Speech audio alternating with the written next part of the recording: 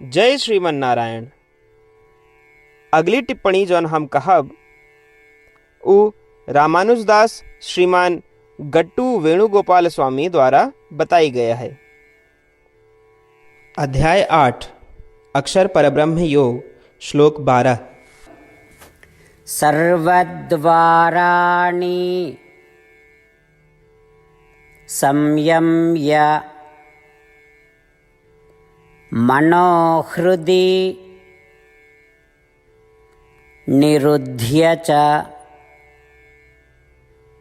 मूर्ध्नि आधाय आत्मनः प्राणम् आस्थितो योगधारणाम्।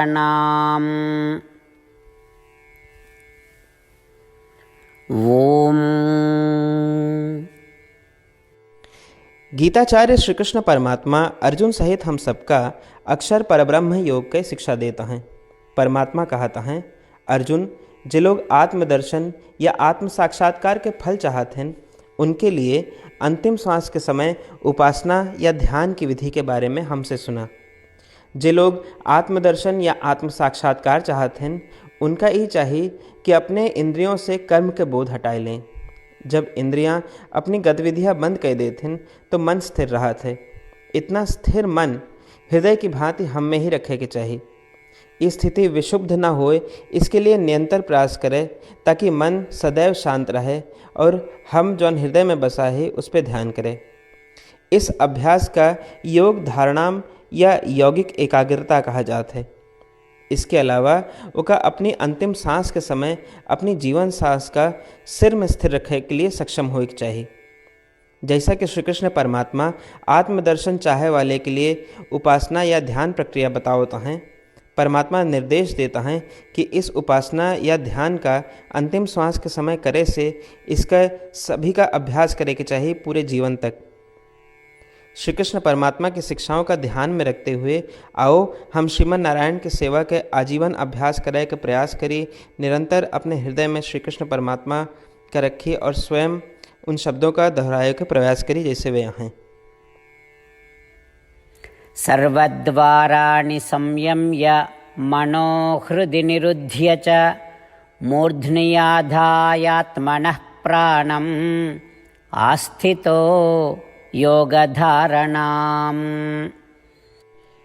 श्रीमद् भगवद गीता का पूरा निचोड़ श्री कृष्ण परमात्मा अध्याय 18 के श्लोक 65 से 70 के 8 कर्मों में रख दिए हैं। श्री कृष्ण कहें, ये 8 बात मानने वाले पे हमार स्नेह है, ये भक्तन की हम हर प्रकार से सुरक्षा करें।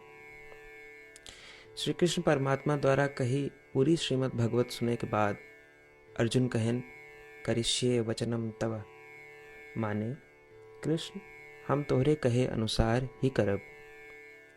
यह कारण कृष्ण अर्जुन पे हर तरह की विजय और सफलता की अनुकंपा करें। चला हमो परमात्मा के वचन दी कि हम भी ये 8 कर्म करब। ये वचन से बढ़ के कोनो पूजा तप या यज्ञ नहीं बा।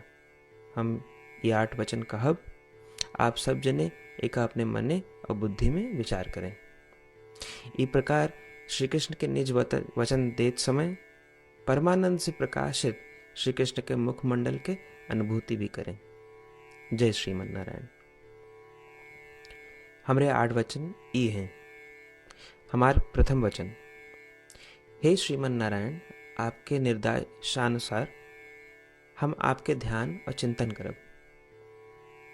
हमारा दूसर वचन, हे श्रीमन नारायण, आपके समझाए अनुसार हम सदा आपके भक्त रहब। हमारा तीसर वचन, हम अपन सारा कर्म आपके संतोष और सेवा के लिए ही करब। हमारा चौथा वचन, जैसा आप कहें, हमका पूरा विश्वास है कि हम आपके हैं और हम सदा आपका करबद्ध नमस्कार व पूजन करब।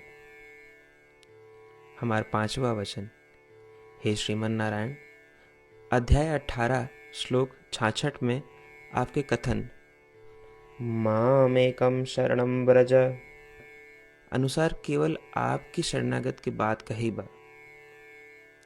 श्रीमन नारायण, हम केवल आपे शरण में आए हैं। हमारा छठा वचन।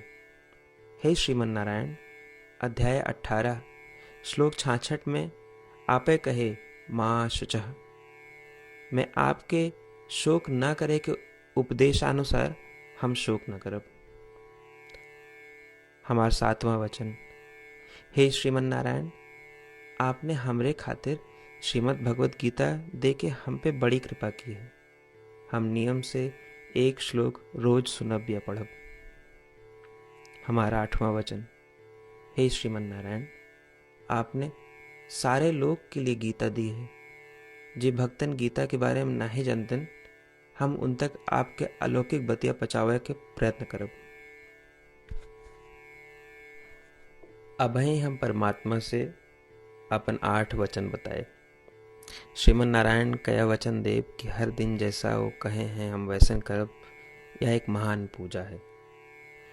आवा हम अपने अडिग विश्वास के साथ उनका अपन वचन दी कि हे श्रीमन नारायण, आप जैसा कही हैं हम वैसन करब, जैसा आप चाहिए वैसा ही व्यवहार करब, और हम केवल आपे के लिए काम करब। श्रीमन नारायण करिष्ये वचनम तब, माने श्रीमन नारायण हम आपके निर्देशानुसार कार्य करब।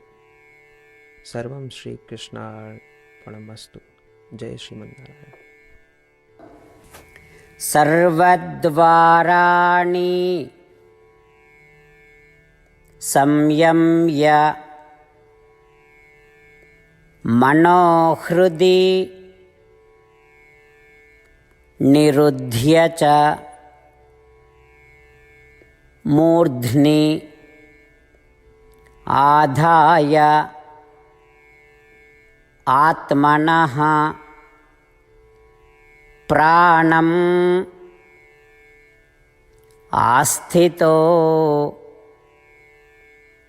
योगधारणाम्। ॐ सर्वद्वाराणि संयम्य मनोहृदि निरुध्य च मूर्ध्न्याधायात्मनः प्राणम् आस्थितो योगधारणाम्।